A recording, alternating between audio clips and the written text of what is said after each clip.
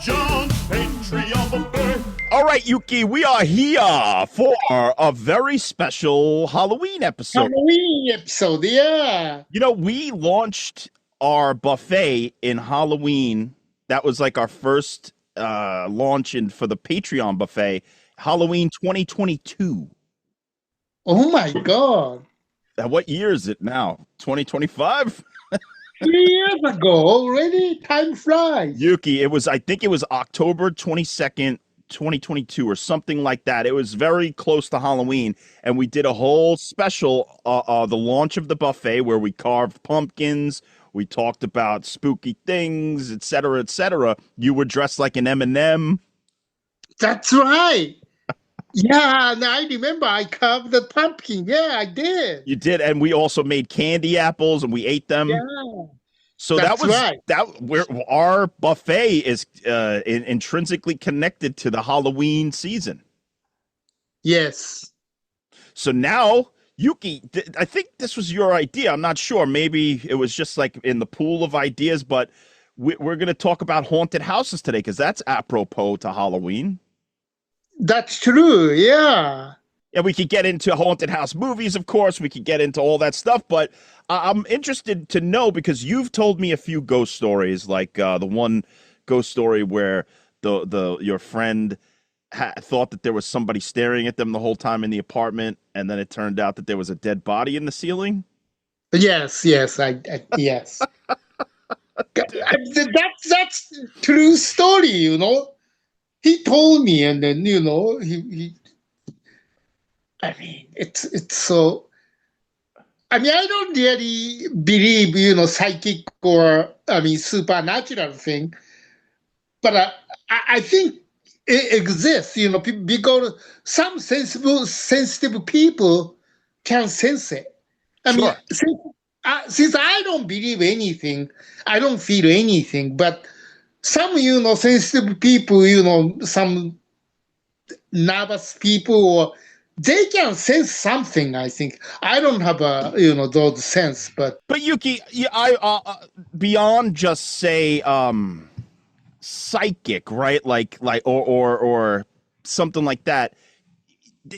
Humans have senses that are extrasensory, so to speak, right? And I read somewhere that humans could sense when something is either staring at them or is like 9 feet away from them. So you never get those like senses, like say for instance, you're sitting there and you think somebody's staring at you, and then you look and then somebody is staring at you. No, really. Well, I don't know. It's different, but I know I don't have those sensitive sense, but I have an instinct. Yeah. So, and then especially, I mean, I don't want to brag about it, but I kind of have more than just the instinct. I always said killer instinct. Killer instinct. So you're admitting to being a murderer on this show. Well, yeah. So, sometimes, those instincts, I have a really keen or, killer instinct. But, for example, you just said that somebody staring at me from somewhere behind my back. I don't sense that. But something bad may happen, I could feel it. So that's why, I may have an instinct, but I don't have a sense.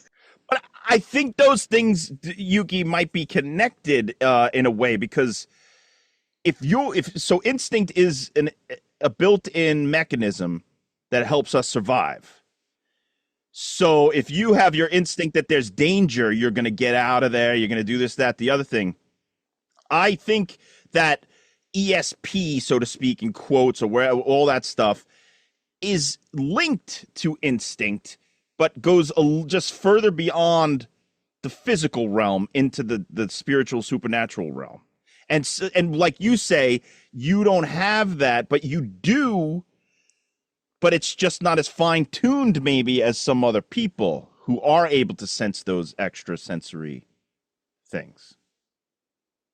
Okay, for example, my biggest instinct experience. One time I was offered a job in Mexico. That was like I think that was documentary or something. And then, hey, Yuki, we have the documentary shooting in Mexico. I had a bad feeling about it. I turned it down. I didn't go. The guy who took this job instead of me, he died. Wow. So that's what I'm talking about. I mean, that was just an instinct. I just don't feel good about the job. I didn't like the people I was working with. Or, some couple of reasons, I just says no. I didn't say I didn't want to. I said, oh, I'm booked. I'm busy, so I cannot do this job. But how did the guy die or girl? How did it happen? Car accident. Holy shit. So Yuki, you're sitting here telling me, oh, I don't have ESP. I'm not this, that, the other thing. You actually had a premonition of your own death, turned the job down, and saved your own life. Well, that's not like sense that somebody's staring at me from behind my back. Yeah, it is. You sensed death. You sensed death was the Grim Reaper was staring at you, saying, "If Yuki takes this job, I'm gonna kill him in a car crash." And you knew it. You felt it. No, I didn't know it. I just different reason. I didn't feel good about it. Sometimes the universe gives you the hints that aren't necessarily this only thing. It's not just the death. It's the people, it's the circumstance, it's the location, it's the this, that. But those are all information bits that the universe is saying, don't do it, don't do it, don't do it, don't do it, don't do it. And then the other experiences, I mean, I didn't do anything, and this was totally okay. One time I was leaving Chicago for New York, and then the plane took off, right? As soon as the plane took off, I didn't feel good about the vibe. I said, oh, no, this plane should run, go back, go back, go back. Like I just didn't like the plane vibration. And then the moment I felt that, plane turned and went back to Chicago, and then when plane landed, about the 50, those not the red fire engine, those yellow, like some chemical fire engine, right? I mean, it's the yellow one. 50, maybe 50, 100 on both sides, and plane just landed, those like a gauntlet. And then emergency landing. So plane got something wrong. See, I mean, I didn't want to go there. Yuki, you just explained the plot of Final Destination, the original Final Destination. You're Devon Sawa. You just saved all those people's lives by knowing that the plane was gonna explode or something. But I mean, I didn't tell anybody. I just said my fear. No, I don't want to go. Your mind, your mind senses went out into the ether, and then it touched the pilots, and then the pilot said, "Hey, wait a second. What's that? What are we feeling in our brains? Is that Yuki telling us to turn around? Oh, yeah, there's some chemicals. We're gonna explode. We gotta go back. Thanks, Yuki. You did it, Yuki." No, but I didn't tell anybody. I didn't talk to stewardess or the pilot. Only I felt I just didn't like a vibration. So I said, gee, I don't want to go. Maybe this plane should go back to the airport. That's only I told myself. I didn't do anything wrong. Yuki, we're all connected by the quantum field, and you set off the quantum entanglement to help the flight crew. I know it. So that's those two experiences. Well, Yuki, I think you're more in tune to your spiritual, supernatural side than you actually think. Is that the spiritual? Isn't that just the instinct, no? But it's something that you couldn't have possibly known without some sort of a feeling or something, and it's not a regular emotion or instinct to have. It's something beyond just your five senses. But if you have a, lots of flying experience, and then if you feel different vibration. Oh, I thought you meant bad vibes as in the vibes of the surroundings, not the vibes of the plane. No, I'm talking about the vibe of the plane.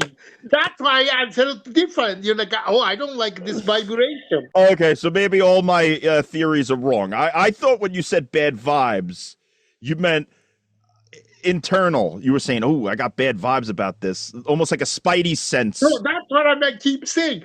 I don't have those vibes. I mean, my feeling or my vibe is really practical, I mean, I felt bad vibration, the planes, those engine vibration. I just didn't like it. Okay, so I take it all back. You're not Devon Sawa in Final Destination. You are Yuki Nakamura in the real world who just can judge based on actual vibes of the plane, not the bad vibes in his brain. Vibration, I didn't like that vibration. Engine vibration, I didn't, but turned out to be I was right because obviously engine had a problem, so plane went back to Chicago. Wow. Okay. All right. So now we've gotten to the bottom of it. You don't have ESP.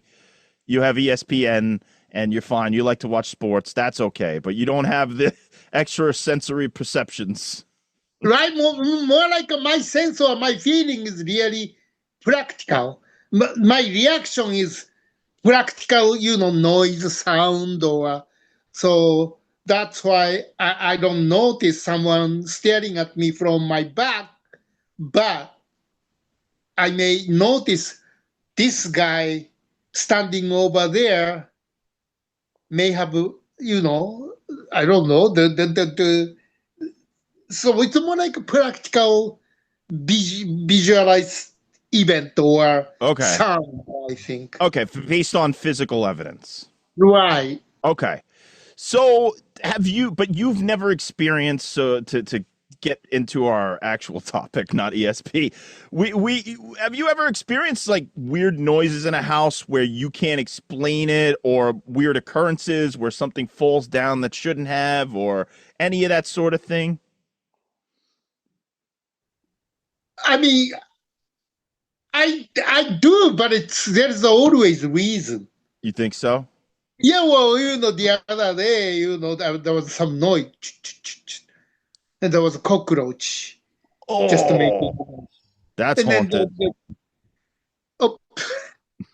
So cockroach was stuck in my cup, so that they try to come up. So that's what the try to climb. So that's what the making noise. That's one thing I don't miss about living in Queens. They weren't cockroaches. They were those big water bugs. They were disgusting. And there was no way to stop them. Once the weather turned warm, they were just going all across the floor, and I would raid the shit out of them. And I usually don't like to kill bugs and stuff like that. I usually try to get them outside. But those things, they are crazy. They can fly. They can squirt. They can. Right. I mean, it's disgusting. And then when you step on it, what a noise. Oh, I don't like it. Those are my least favorite of all the bugs. I'll save spiders. I mean, I really do take a spider and put it outside or something. I'll even save ants, but those guys are just nefarious. That's good though. All the saying in Japan, you don't kill spider in the morning, but you kill spider in the night.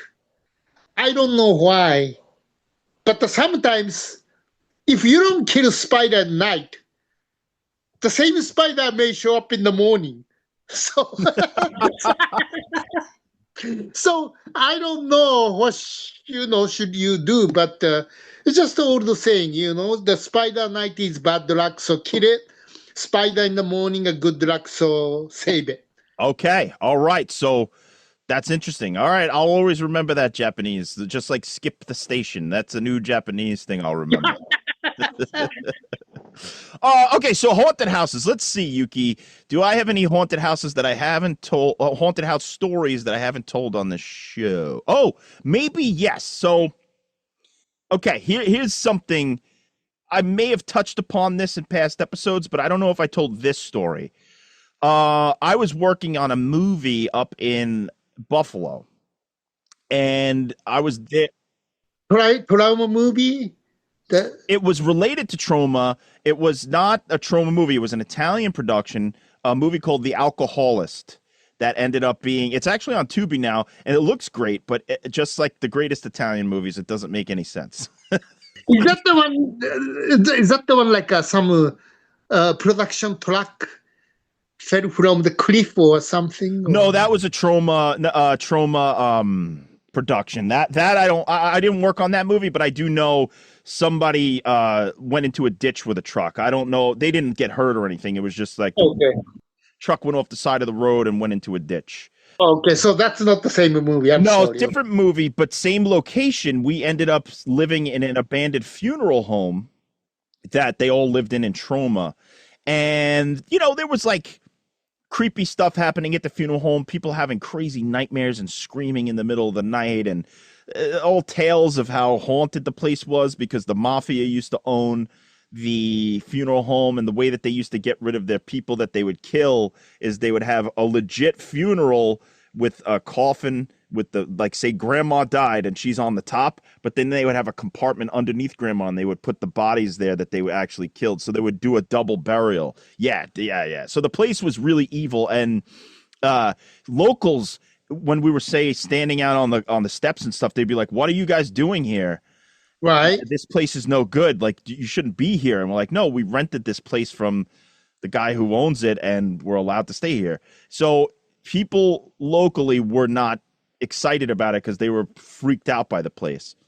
So nothing really like major happened in the funeral home, but we would drive about an hour away to this place called Knox Farms that had all of these different houses on there that were abandoned, but they were still upkept by the people who ran the farm or whatever, but they weren't lived in. And then they had this main mansion and a small house next to it where they would have weddings and stuff. People could rent it out for weddings, et cetera, et cetera.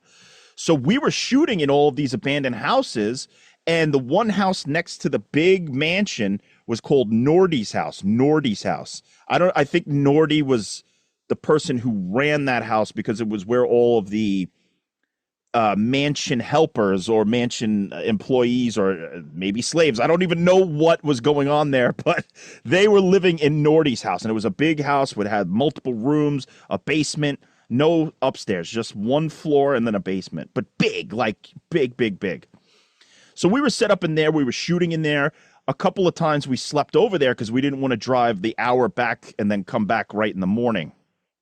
So one night, everybody was sleeping. I wasn't there for this. I was there for another time, but I heard everybody was sleeping, and all of a sudden this girl started screaming in the middle of the night, screaming bloody murder. I mean, everybody woke up and the whole entire house was like, "What the fuck?" And she was like so freaked out. She said that she had a dream that this like shadow man picked her up by the neck and put her up on the ceiling and was strangling her, and she saw all the people sleeping in the room from the ceiling. She like saw the scene. And now, look, maybe it was a dream, but she was so freaked out that she couldn't stay there the rest of the night. She like had to leave.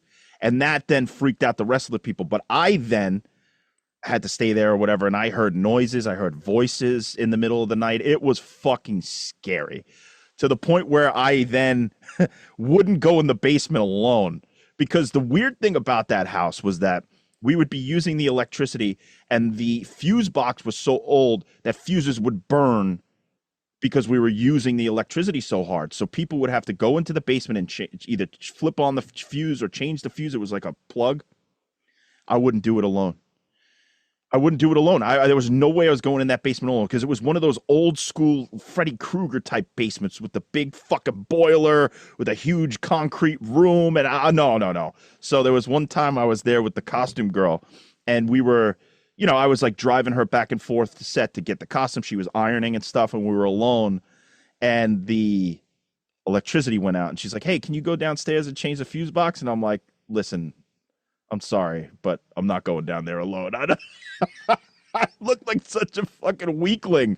But she was like, oh, okay, I guess I'll go down there with you. I said, look, the stories of this house are too powerful. I am going to shit my pants if I go down there alone. So we went down, switched the box.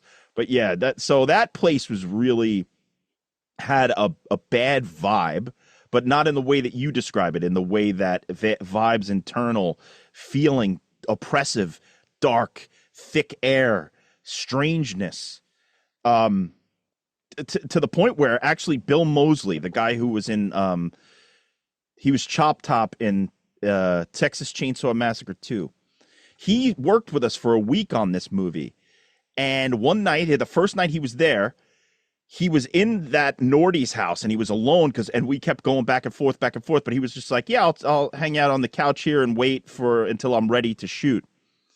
So people were in and out. And at one point he was left in the house alone and we came back and he was just like standing in one of the rooms, staring out a window. And we're like, hey, we're ready for you, Mr. Moseley. And so he gets in the car with me. He goes, John, just please do me a favor. Don't leave me in that house alone again. So I think something happened when we were gone. That it was the noises or voice. I don't know. I didn't ask any, but he definitely didn't want to be left in that house alone.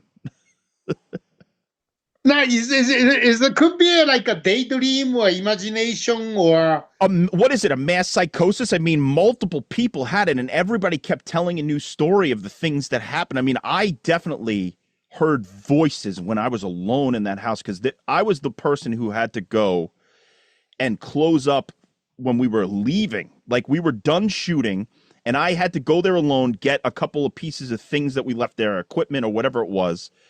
And I had to do it alone because everybody else was off doing other things. And of course I got the short end of the stick. I had to go to fucking Nordy's house alone.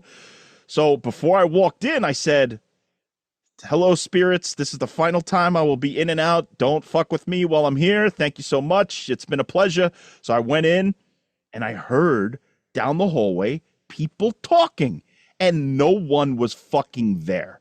No one. Not the groundskeepers, because the groundskeepers were in the front of the farm. They were working somewhere else. There was nobody from our production there. There was people talking, dude. And I don't know what they were saying. They were like, hey, John Brennan's a stupid asshole, whatever. But I heard it, and then they didn't fuck with me, though. So I got the equipment, and then I was at the door. I said, thank you so much for not fucking with me. Have a great time. Enjoy the afterlife. And I just left. I like announced it. could it be some wind noise or some echo or... Echo of what? The wind doesn't go, hey, how you doing? You know, oh yeah, I'm doing all right. You know what I'm saying? Oh yeah, be feeling good with him. I'm saying, oh, that's back and forth conversation. Well, I'm just doing gibberish because I don't know exactly what they were saying, but it was like, you know how when you're in a room and then somebody in the either the room next door or in a hotel room next door is talking and you hear the like a mumbling. Yeah. And you can't hear what's being articulated, but you hear the noise of somebody talking. That's what it was like.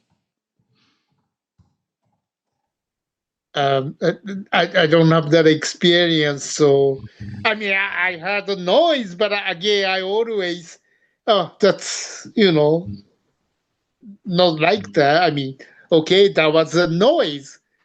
There's always a reason, right? I mean, something fell or I don't know, cat or mice or cockroach or something falls. I mean, things could fail without any reason, no? I don't know about that, Yuki. What? They just inanimate objects just decide to jump? What the fuck? Something's got to give it a little force to move. Yeah, because something moved and then something, you know, I mean, something could fall, with some kind of force. I don't know, earthquake or, some kind of truck just drove by and then things just fell or, I mean, could be many reasons, no? I don't know, like, There's no reason why I was hearing a conversation down the hallway. There's no reason why every single person who went into that house was like, yeah, we hear noises, we hear people talking, we hear people are fucking shadow monsters are strangling us. Dude. again, I think you say, do you remember there was a, old Herald Examiner building in downtown LA? Okay. And then, after newspaper company, there was a two Herald Examiner and then an LA Times. Then this Herald Examiner, they closed early 80s, or that building became movie location.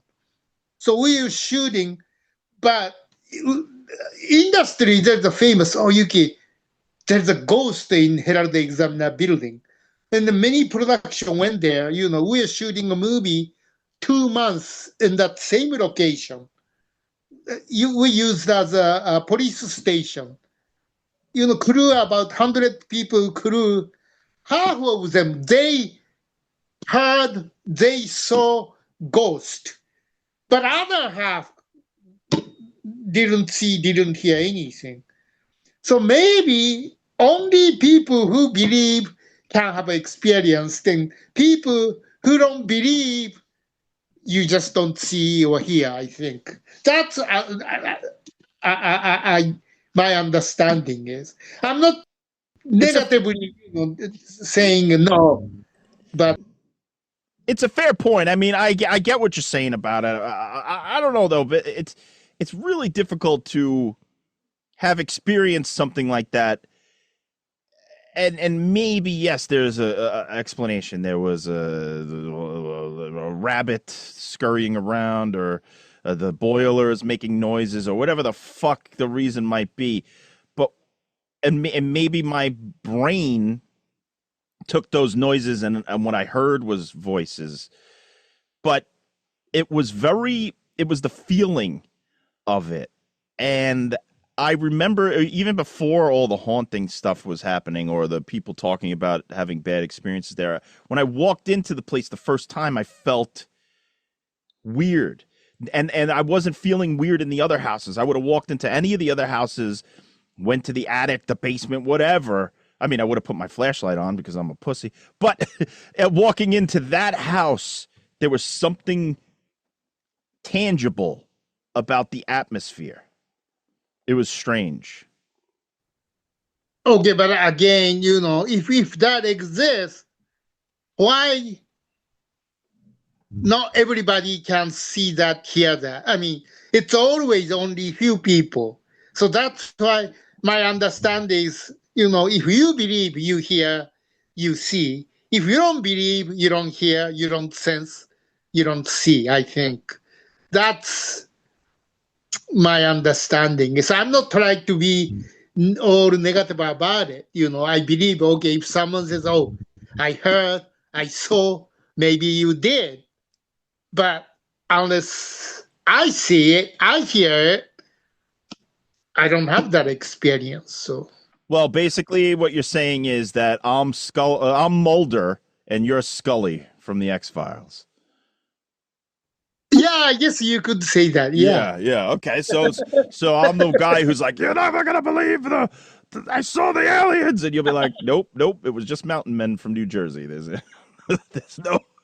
There's no way. So okay, but so in terms of haunted houses, have there ever been any stories or things that you believe might be the closest to the truth in terms of supernatural activity? So so what I'm trying to say is, you think even the greatest ghost stories come from a psychological place, people essentially haunting themselves? Yeah, it's in our mind. Again, it may exist, but I can't say because I never seen it. I never experienced a ghost. So again, I'm sorry. I'm Scotty. So yeah. Okay, all right, you're a skeptic. It's fine. So, what are some of your favorite haunted house movies, Yuki? That's something we could discuss. Yes. What was the House of what's the movie? The Haunted House or Haunted or there was House a on Haunted Hill. yeah. House. I like original one. I didn't like the remake. The Haunting. No, something house. The original one, Robert Wise made it, and Yeah, then The Haunting, with Russ Tamblyn, yeah, and yeah, that's The Haunting. okay, and the remake with Catherine Zeta-Jones and Owen Wilson. yeah.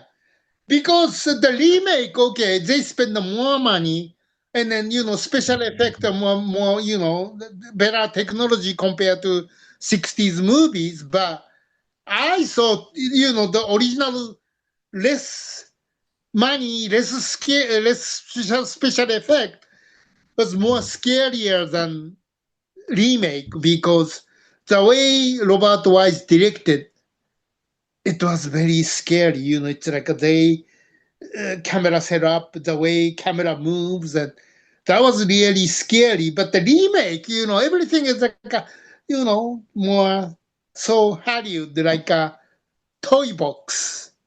Yeah, It's a jump scary, like a you don't scare anymore when you see second time, third time.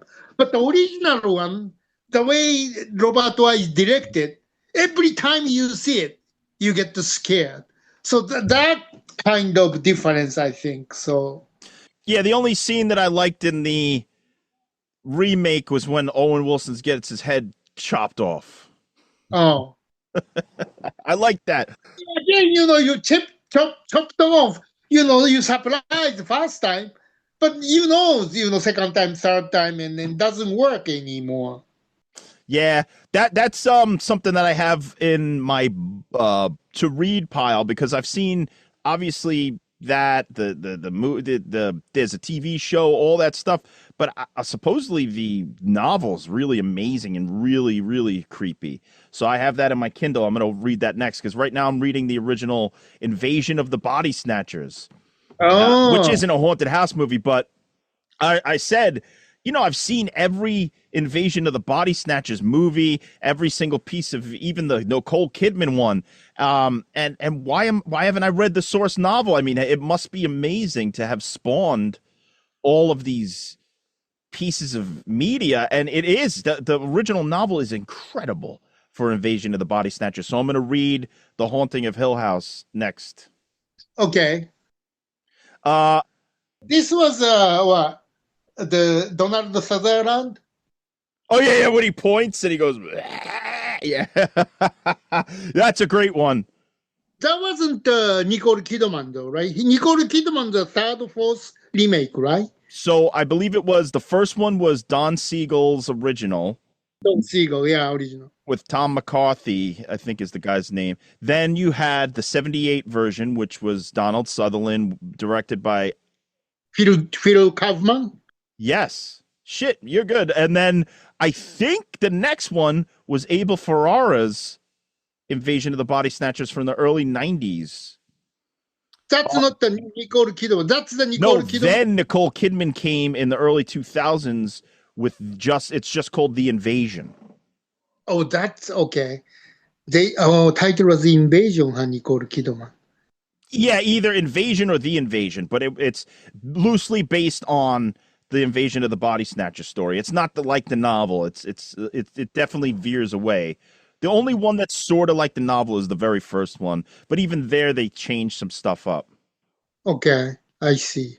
But yeah, I'm gonna read the Shirley Jackson's novel, see what happens. I might creep myself out and freak myself out. You know what's a great haunted house book, and then the movie's really pretty good too. It's not as good as the book. Is by Richard Matheson, The Legend of Hell House. Oh my God, that one is the Pamela Franklin or something McDowell, Roddy Roddy McDowell. McDowell is in the movie. Yeah, the movie's really creepy, but the book is super fucking crazy because, you know, as I Am Legend, we've spoken about The Incredible Shrinking Man. Same guy wrote this haunted house story, and when I was reading it in the daylight, and my butt cheeks were clenching up. I was so scared. It's good. So if anybody wants to read a great novel or see a really good movie, The Legend of Hell House. Of course, Richard Matheson. He's a good writer. So yeah. I've just been revisiting some of his Twilight Zone episodes because Liz Shack got me his 2 books of his original Twilight Zone scripts. So I read the script and then I watch the episode. And of course, Nightmare at 20,000 Feet is a masterpiece. And then Nick of Time is his other one where he, what's his name? Shatner and his wife, his new wife, go into a town, and then the little thing keeps giving them the fortunes, and he won't leave because he thinks the fortunes are real, but then it turns out they might actually be real. It's really a good episode. But haunted houses, Yuki. I mean, I guess The Shining is a haunted house sort of story, right? Haunted hotel, but it's haunted. That's right. Yeah. Haunted. Yeah. Did you get horny during the part where the bear and the guy are in the room?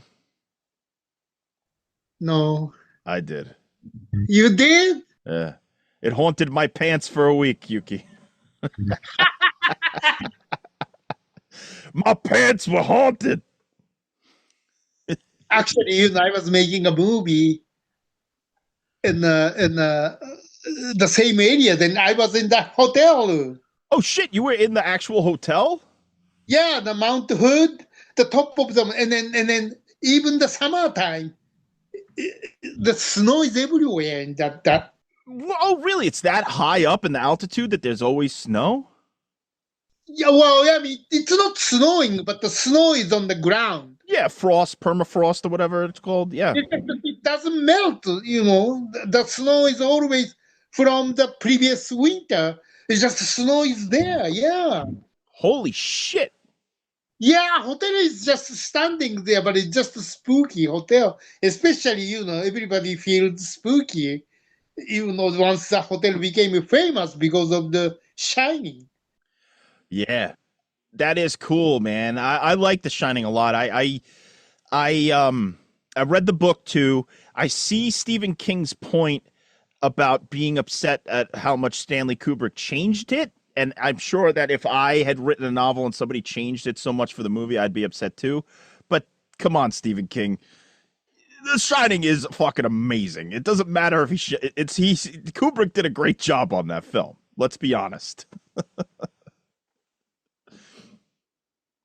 But there are things that they say that that Kubrick was fucking with Stephen King, where, like at the end, instead of the hotel exploding, Kubrick made it all freeze, and little bit things to just fuck with Stephen King. I like that. That's funny. Because Stephen King, that's not his favorite movies, right? Yeah, he didn't like the movie. He hates right? The Shining. Even to this day, he still disparages The Shining. And then he made a miniseries starring Steven Weber. I forgot who directed it. That Stephen King actually wrote, and it's not that good. It's cool in some regards. There's some cool stuff, but then like the stuff with the hedges coming alive and all that, it works in the book. It doesn't work in the miniseries. Here's Johnny. That's funny. What's funny is like nobody really knows nowadays what that's a reference to, right? Because that was he was doing the Johnny Carson opening. Here's Johnny, but now it's just kind of, I bet you kids who watch it just think that that's from The Shining. Oh, I see. But it's really referencing the Johnny Carson experience. What's another haunted house movie? Let's see. I got a list here. The Changeling, Yuki. You ever see The Changeling with George C. Scott? Oh, I seen it, but I don't remember. It's really good. It's a slow burn. Doesn't come jumping at you immediately. I mean, there's something that happens in the beginning that's really fucked up, but then it's a sort of a slow meditation of George C. Scott getting over some sort of trauma and slowly realizing that his house is haunted, and then he starts investigating why it's haunted, and then all these things happen. It's so good. Really? I don't remember that. Yeah, you should watch it, Yuki. If you don't believe in ghosts, well, I dare you to turn off all the lights in your home. Start the movie after dark. You know, the sun goes down. You start The Changeling in the dark. Watch it alone, and tell me that you ain't scared afterwards. Okay, well, I mean,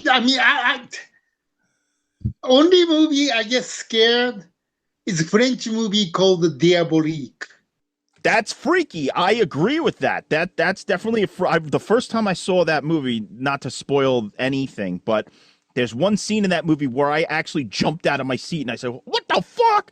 Because it's such a fucking creepy scene. Scary, that movie. That's Crusoe, you know, Yeah. Andy Joe, something French director. So I think that's the scariest movie. I mean, usually, you know, when I say Hollywood movie, it's like, oh, it's a movie, you know. I mean, not try to be cool or anything, but just usually, you know, no matter how scary in the movie, I see as a movie. So, you know, I usually, but that Diabolique, that's always scares me a lot. I mean, What do you think about Poltergeist, Yuki? Do you like Poltergeist? well, that's again, you know, I enjoyed it. Good entertaining. I mean, I'm talking about the especially original one.